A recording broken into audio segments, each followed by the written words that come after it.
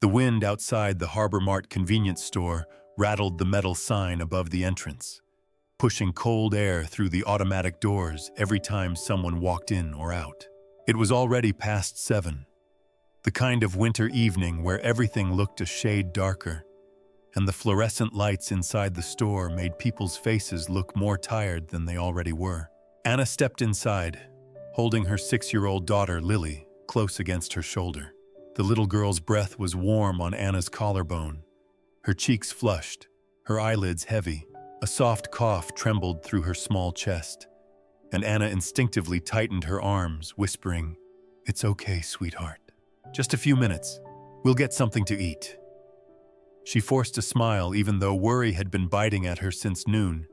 When the school called to say, Lily looked warm and seemed unusually quiet. But Anna didn't have time to leave work early. Not when the cleaning job she had just found barely covered rent. She walked toward the medicine aisle first. Her shoes were damp, her hair pulled back in a messy bun, and her hands, red from hours of scrubbing floors, trembled as she reached for the bottle of children's fever reducer.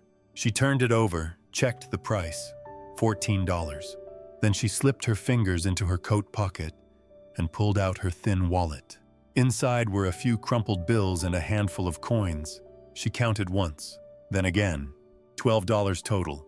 Not enough. Anna swallowed hard. Lily shifted slightly, letting out a small whimper before burying her face into Anna's neck. "Mommy, I'm hungry," she whispered. Anna pressed her cheek to her daughter's forehead. Hot. Too hot. She closed her eyes for a moment, bracing herself against the shelf, then carried Lily to the baked goods section. The warm smell of bread greeted them, and she reached for the cheapest loaf, $3. She hesitated, glancing back at the medicine aisle. Bread or medicine? Food or fever reducer? Survival or safety? Her jaw tightened. She went back, returned the medicine bottle to its place, and whispered, "I'll figure something out in the morning." When she placed the bread and a carton of discounted milk in her basket, she didn't look at the shelf again.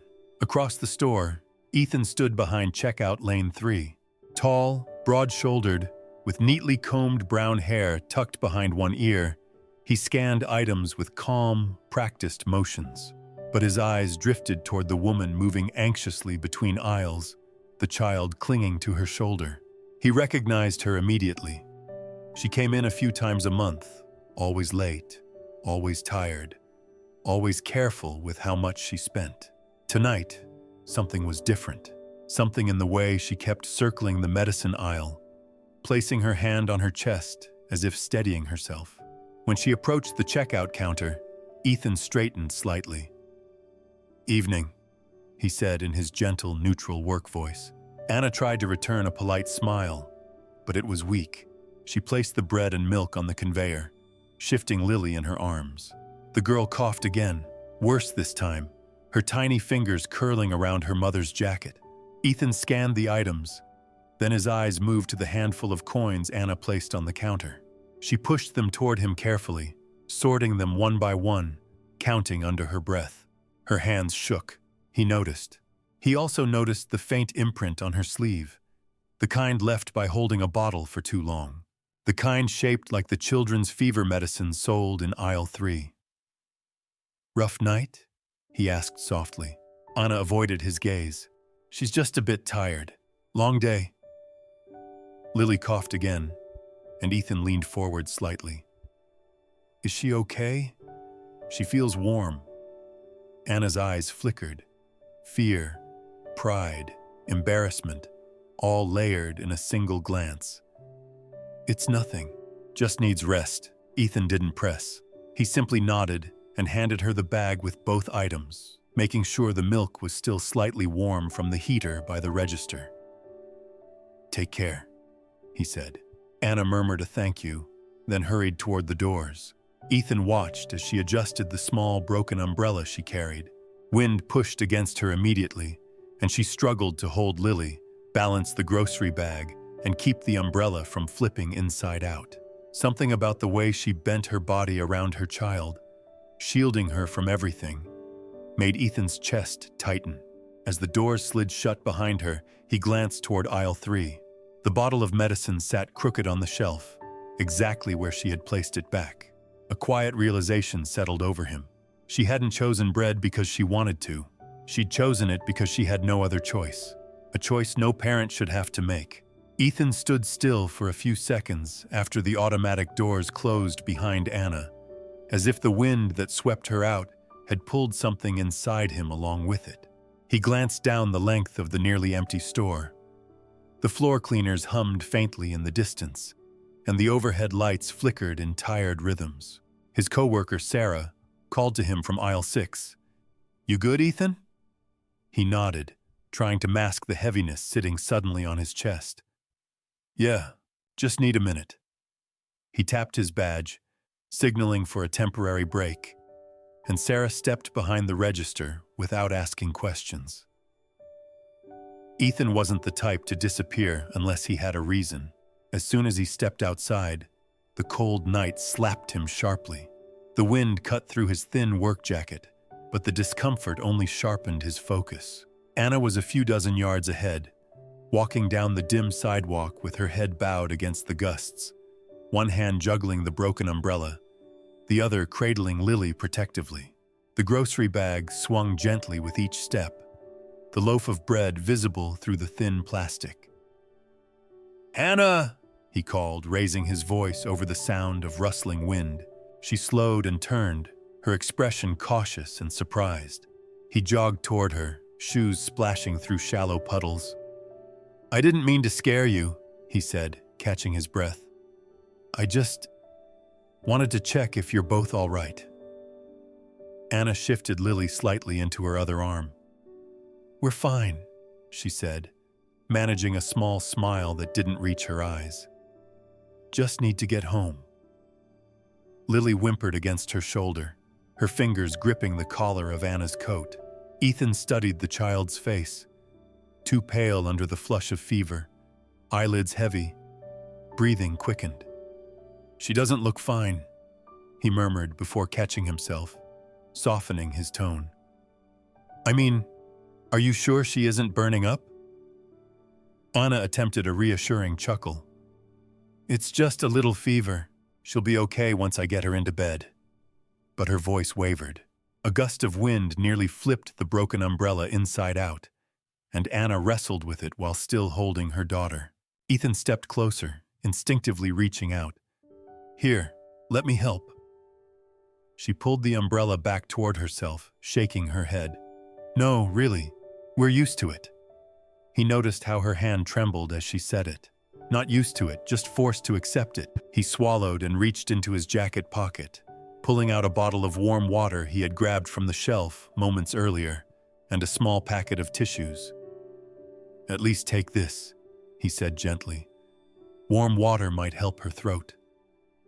Anna hesitated, then accepted the bottle with a quiet, "Thank you." She shifted it into the grocery bag, but her fingers lingered on it a moment longer, as if she wanted to say something more but didn't know how. Lily coughed again, a small, crackling cough that made Ethan's stomach twist. His heart thudded in the same aching rhythm he once felt when he was 10, watching his younger brother's fever climb hour by hour because their father hadn't realized how serious it was. By the time they reached the hospital, it had been too late. That memory rose sharply, the edges still raw, and Ethan inhaled unsteadily. He couldn't just watch someone else walk into the same danger. Not again.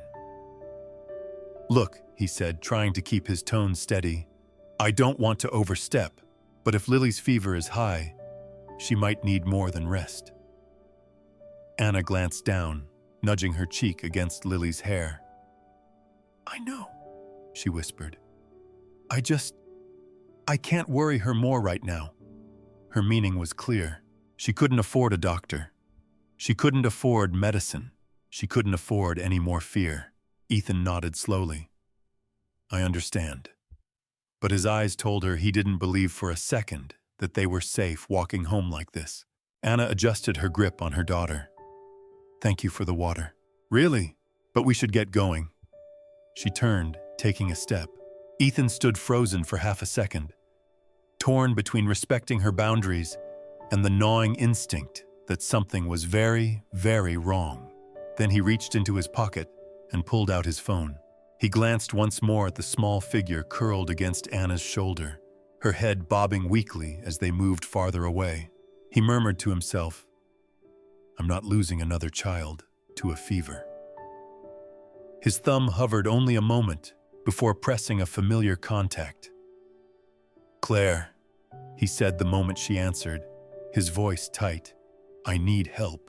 Now." He kept his eyes fixed on the shrinking silhouettes of Anna and Lily, the wind pushing them further into the dark. Claire answered on the second ring, her voice crisp despite the late hour. "Ethan, what's wrong?"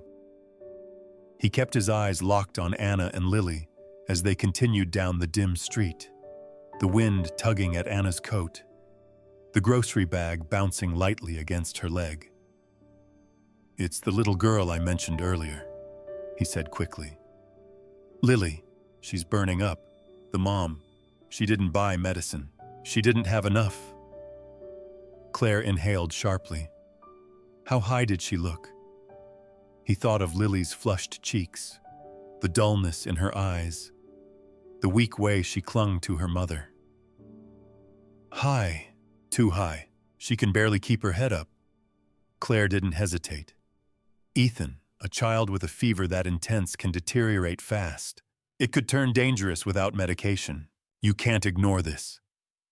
"I know," he replied, pacing a few steps toward the edge of the sidewalk as if he might run after them at any second. "I'm trying to figure out how to help without crossing a line." "You're not crossing anything if a child's in danger," Claire countered.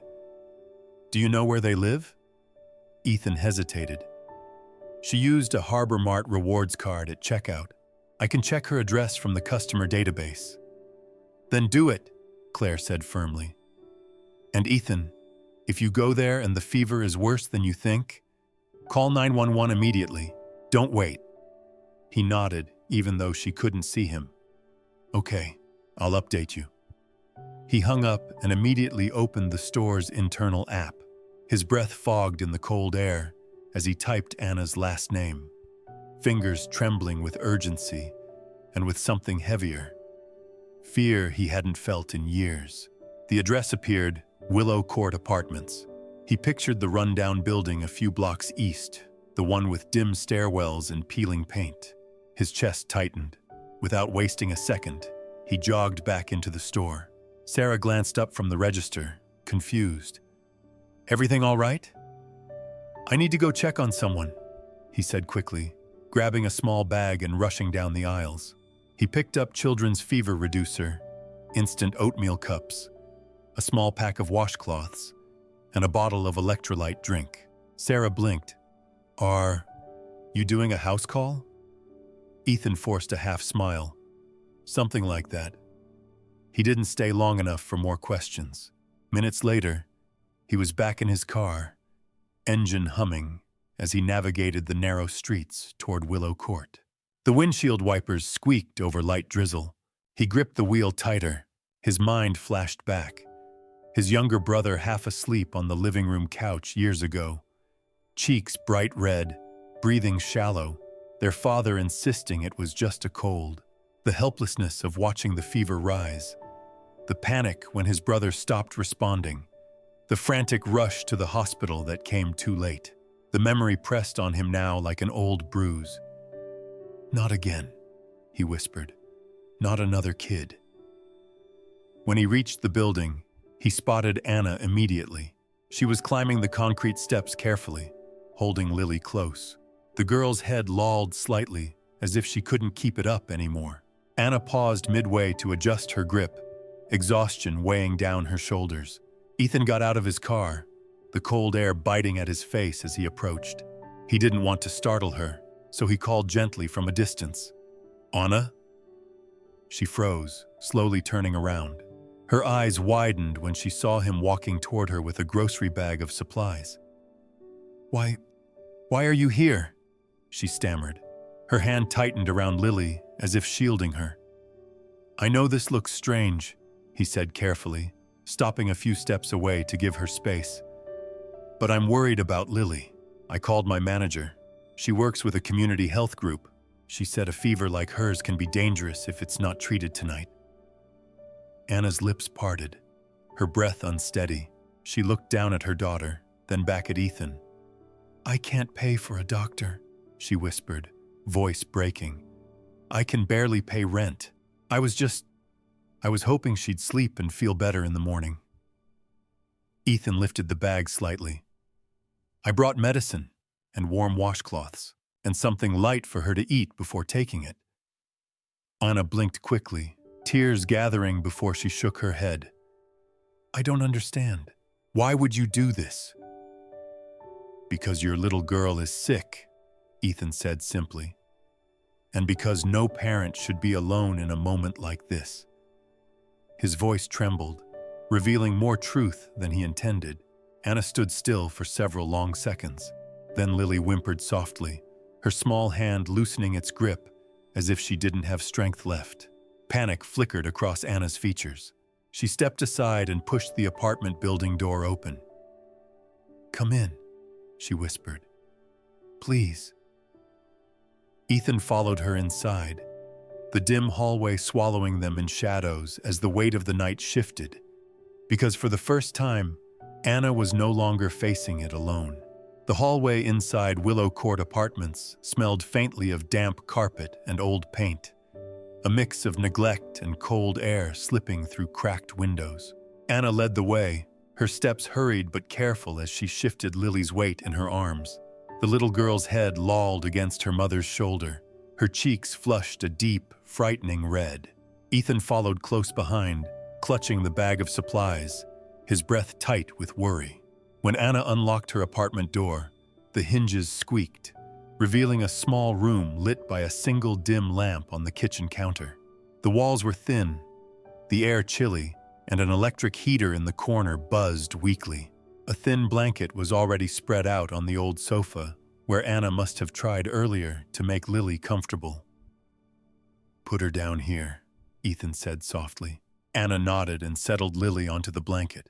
The girl curled instinctively into herself, eyelids fluttering, breath shallow. Anna knelt beside her, brushing damp hair from her forehead, panic etched into every movement. "She's so hot," she whispered. "I can feel it even through her shirt." Ethan crouched next to them, opening the bag. "Let me check her temperature." Anna hesitated but handed him the cheap thermometer she had already used. He placed it under Lily's arm and waited. The seconds dragged. When it beeped, the number punched him in the gut. 39.5 degrees, exactly as he feared. "This is too high," Ethan murmured. Anna's breath hitched. I know. I can't do more than this." Her voice cracked, and she covered her face for a moment before forcing herself to stay focused. Ethan reached for the washcloths, opening the pack and wetting one with the warm water from the bottle. "We need to bring her fever down before anything else." He pressed the warm cloth gently to Lily's neck and forehead. Anna watched every move, hands trembling as she mirrored his actions with another cloth. They worked in quiet urgency, their breaths synchronized with the little girl's faint whimpers. "She needs to eat something before taking medicine," Ethan said, pulling out the instant oatmeal cup. "Just a few spoonfuls so her stomach can handle it." Anna moved to the kitchenette, filled the kettle, and switched it on. Her motions were mechanical, almost robotic, as if fear had hollowed out everything except the instinct to keep moving. The kettle clicked off. She mixed the oatmeal and returned quickly. Ethan propped Lily up slightly, supporting her head while Anna coaxed a spoonful toward her lips. "Come on, sweetheart," she whispered. "Just a little. Please." Lily swallowed 2 small bites, then sagged back against Ethan's arm, her breathing still too fast. "That's enough," Ethan said gently. "Let's get the medicine in her." He measured the dose carefully, his hands steady though his heart raced. Anna held Lily while he guided the liquid into the girl's mouth. Lily grimaced, swallowed, and whimpered softly. Anna kissed her forehead, whispering, You're okay, baby. Mommy's here. For a moment, they both just watched her, waiting to see if anything improved. The room was silent, except for the hum of the weak heater and the occasional whistle of wind sneaking through the cracks in the window frame. Ethan, Anna finally said, her voice small. Why are you doing all this? People don't just show up like this. He looked at her, seeing exhaustion, fear, and pride all tangled together. Because she needs help, he said simply, and because you shouldn't have to face this alone. Anna shook her head slowly, tears forming. I should have bought the medicine. I should have found a way. I'm her mother, and her voice broke. Ethan interrupted firmly but kindly. You chose food because she hadn't eaten. You made the best decision you could with what you had. She covered her mouth, tears finally spilling. It wasn't enough. It's enough tonight, Ethan replied. And you're not alone anymore.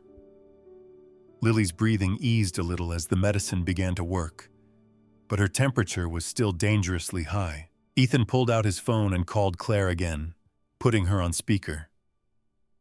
We lowered her fever a bit, he told her, but she still looks fragile. Claire's voice was calm but urgent. She needs to be checked at a clinic, Ethan. Fever that high can bring complications. Don't wait.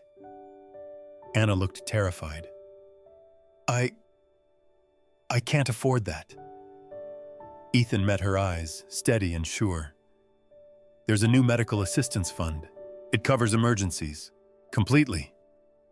Anna froze, stunned. But people like me don't get approved. You are approved, Ethan said gently, standing and reaching for his jacket. If you let me take you. She looked at Lily again, then back at him. Fear waged war with hope in her stare. Then Lily whimpered once more, weak and pleading. Anna exhaled shakily. Okay, she whispered. Take us. Ethan lifted Lily carefully into his arms while Anna grabbed her coat with trembling hands. Together, they stepped out of the apartment into the cold hallway.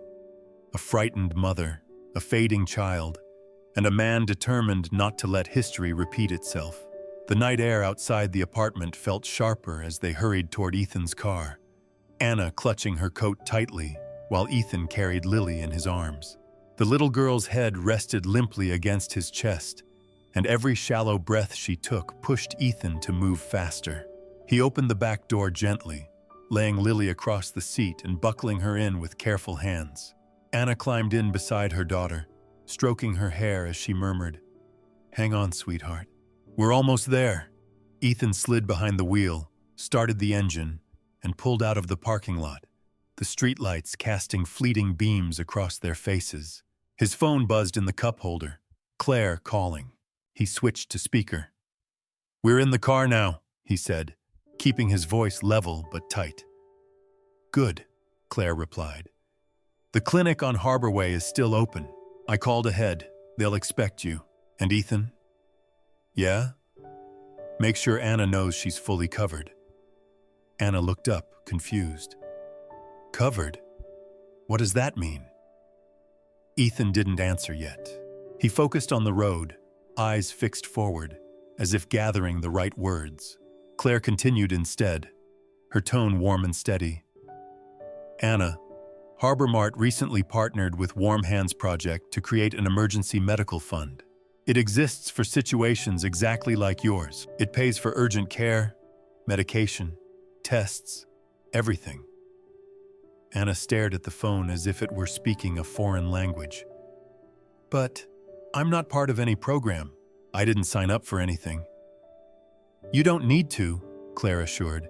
Ethan already activated the support for you. Anna blinked at him. Activated?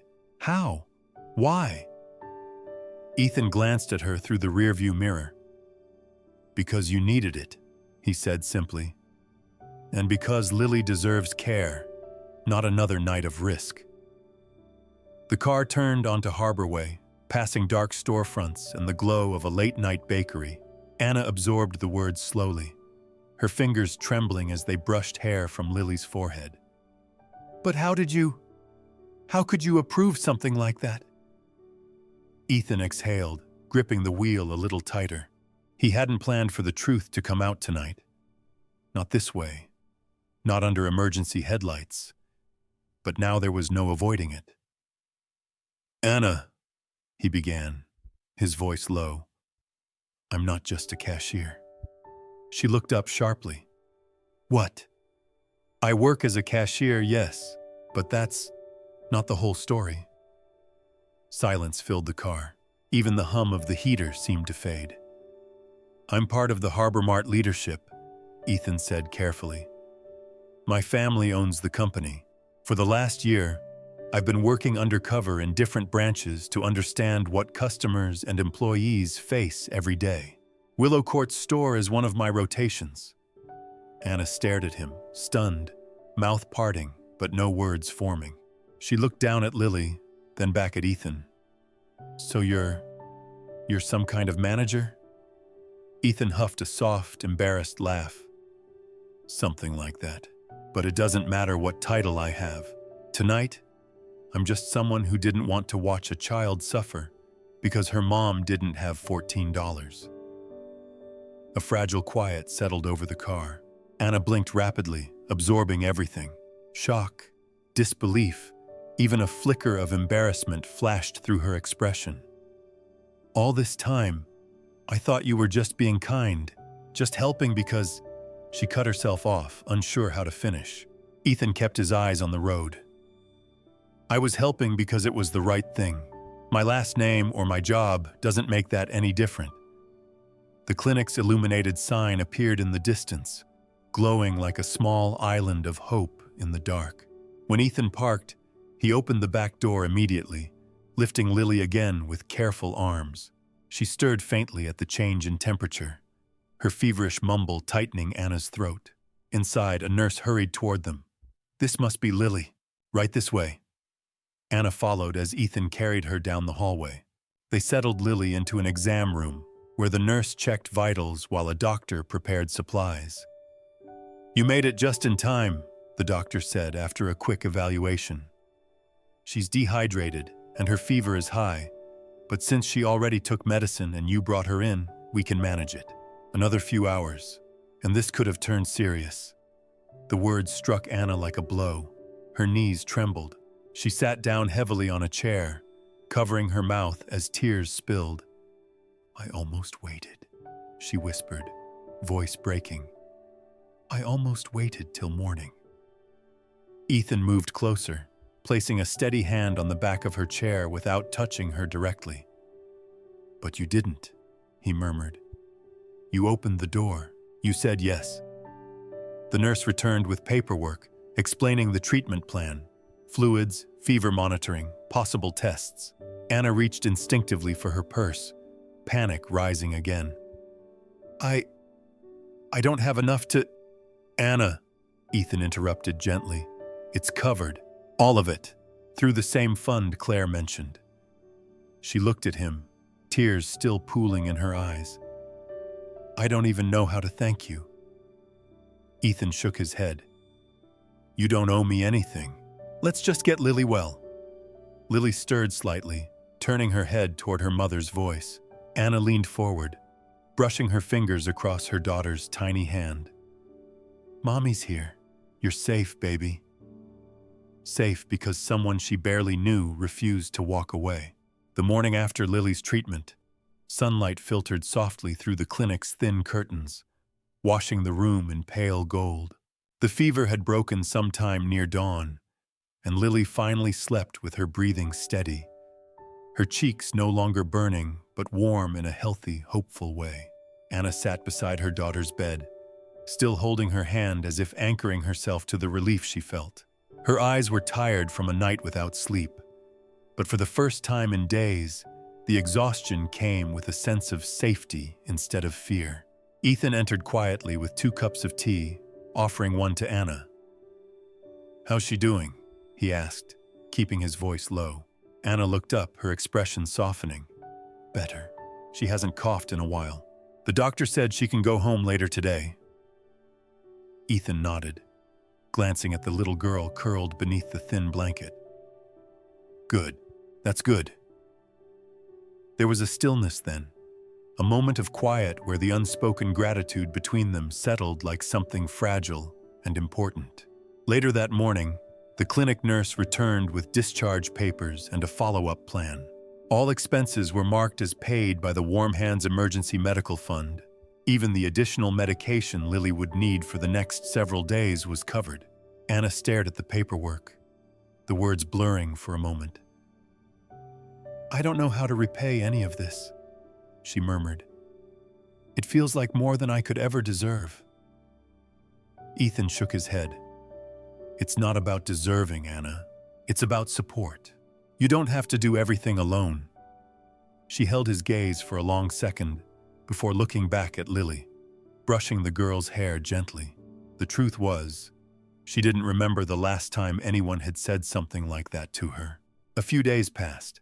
Lily grew stronger, her color returning, her laughter slowly fluttering back into the walls of their small apartment. It was the kind of sound Anna had missed more than she realized. One afternoon, Anna received a call from Claire. "We've reviewed your situation," Claire said warmly.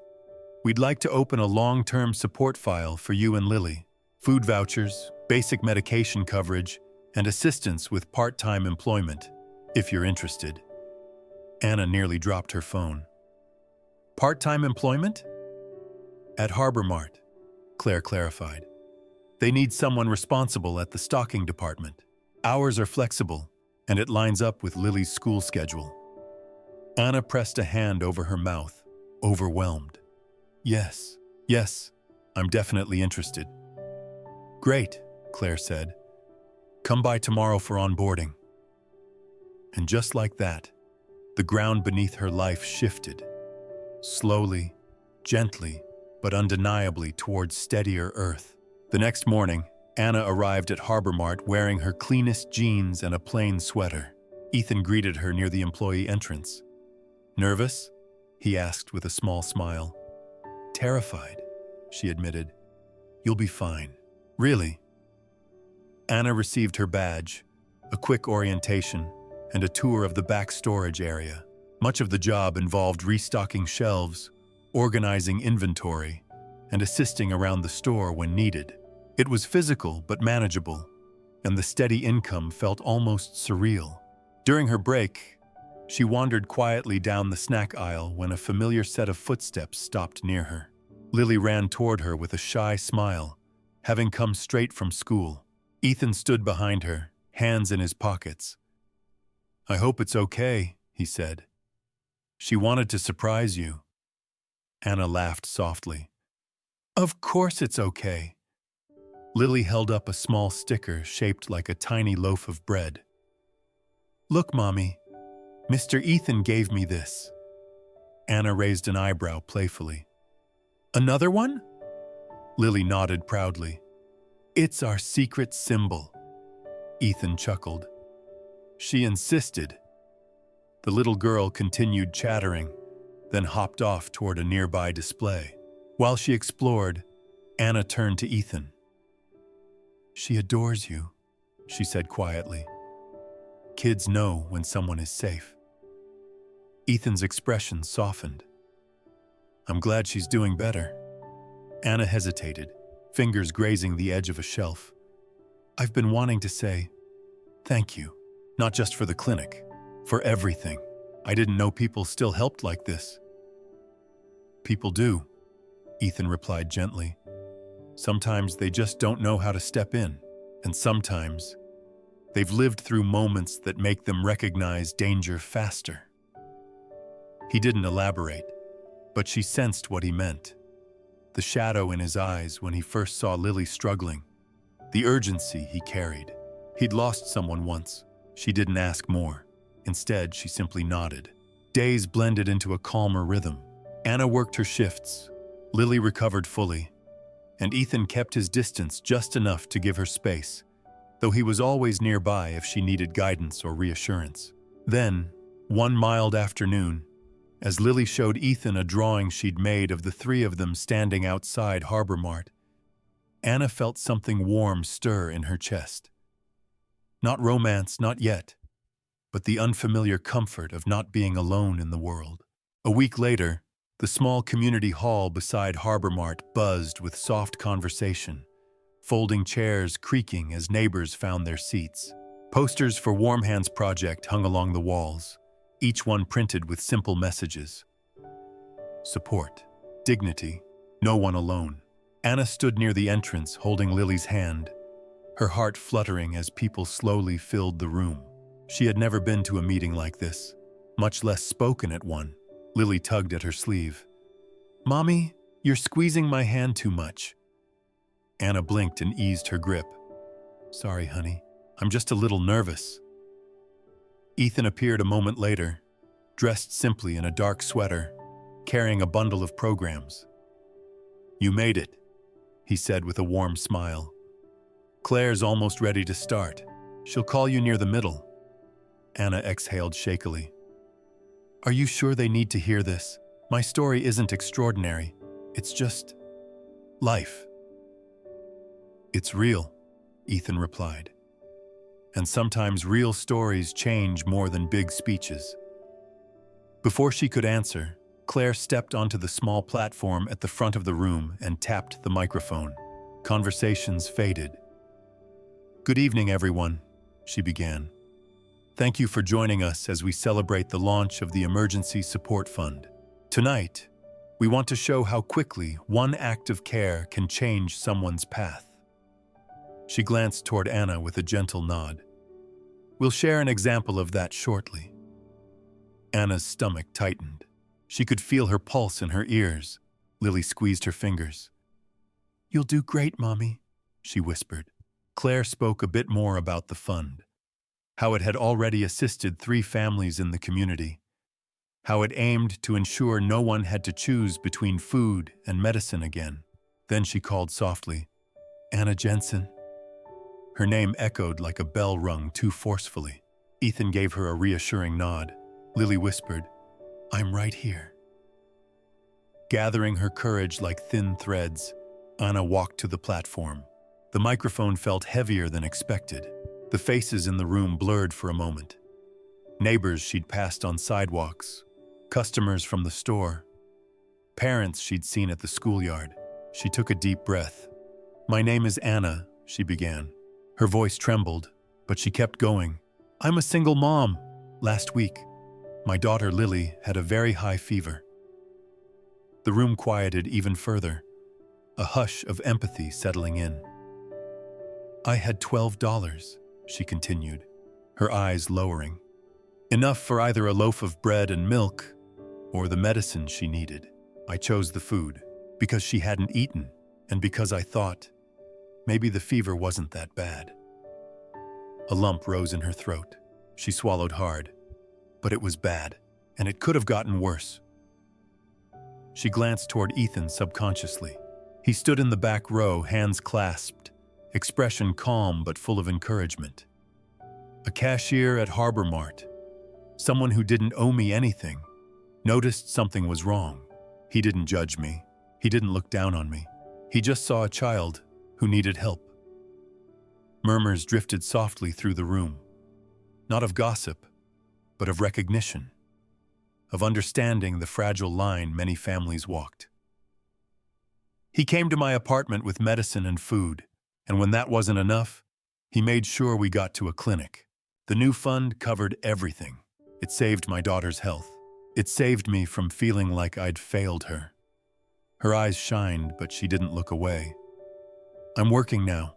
I'm stable, and I'm grateful, not just for the support, but for the reminder that kindness still exists.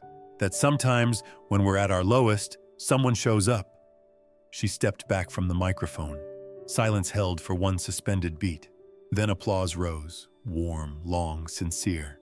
Anna blinked through the rush of emotion, her hand instinctively reaching for Lily. The little girl, proud as ever, scrambled onto the stage and tugged Ethan's hand until he joined them. He looked startled, but allowed her to pull him forward.